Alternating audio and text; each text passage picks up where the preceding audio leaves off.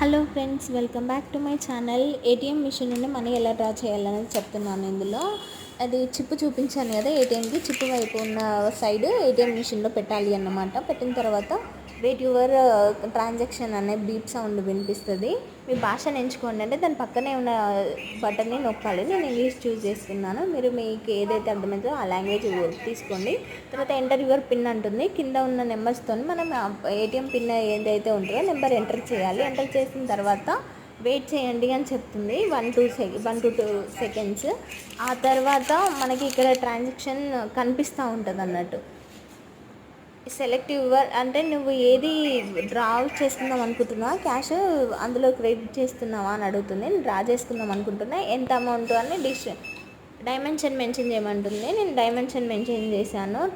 ఎంత అమౌంట్ అది లాంగ్వేజ్ మీ ట్రాన్సాక్షన్ తర్వాత రిసిప్ట్ కావాలా అని అడుగుతుంది. ఎస్